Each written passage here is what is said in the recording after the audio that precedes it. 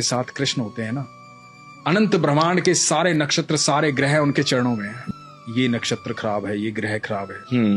तो ये वाक्य जो मैं बता रहा हूं ना, ये ध्यान से सुनिए। तो हुआ यूं कि जब भगवान 5 जगह मांगने आए थे कौरवों से, कहा था कि 5 जगह दे दो, पांडव आराम से रहेंगे, तुम आराम से रहना, कोई झगड़ा, कोई विवाद, कोई युद्ध नहीं। तो शकुनी ने दुर्योधन को कहा कि सुयोधन, इसे बंदी बना लो, ये उनका फेवर लेके आया। दुर्योधन ने ऐलान कर दिया कि बंदी बना लो। अब ठाकुर जी को कौन बंदी बना सकता है? तो पहली बार ठाकुर जी ने अपने जीवन काल में पहली बार वो ऊर्जा दिखाई थी, वो लाइट दिखाई थी कि मैं हूं को। अब उसके बाद कृष्ण वहां से चले गए कह करके कि अब युद्ध होगा। और धृतराष्ट्र ने राज ज्योतिषी को बुलाया ये जानने के लिए कि क्या होना चाहिए, क्योंकि उन दिनों एस्ट्रोलॉजी बिल्कुल, और आप सोचिए उस समय कितने प्रखंड पंडित होते हैं, प्रखंड बहुत, मतलब बहुत ग्रह नक्षत्रों की दशाएं कैसे बता देते हो। बिल्कुल बिल्कुल। तो राज ज्योतिषी को बुलाया, राज ज्योतिषी से पूछा कि क्या करना चाहिए बताओ। तो राज ज्योतिषी ने कहा कि महाराज, सुयोधन की कुंडली में राजयोग, कोई हरा ही नहीं पाएगा, निश्चित तौर पर विजयी होंगे, निश्चित तौर पर राजा बनेंगे, आप युद्ध करो। और सिर्फ इस बात पर युद्ध का ऐलान हुआ और युद्ध शुरू हुआ। अब धृतराष्ट्र लगातार चिंता में था। 8 दिन बीत गए, आधी सेना निपट गई थी कौरवों की। अब ये दिखाई दे रहा था साफ साफ कि कौरव हार जाएंगे, पांडव जीतेंगे।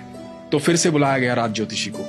धृतराष्ट्र बैठे हुए हैं, महात्मा विदुर बैठे हुए हैं, और राज ज्योतिषी को पूछा गया कि भाई ये क्या हो रहा है?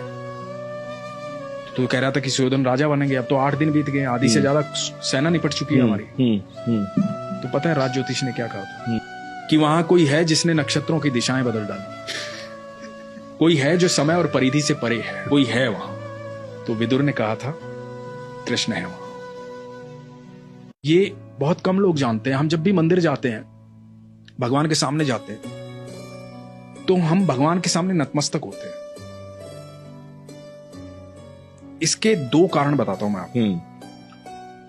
हम भगवान के सामने नतमस्तक क्यों होते हैं, अपना सर क्यों झुकाते हैं भगवान के चरणों?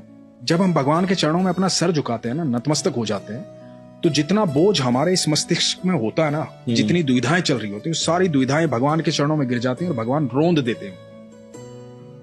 और जैसे ही आप नतमस्तक होकर के उठते हैं ना, तो आपको एक अद्भुत सुकून की प्राप्ति होती है।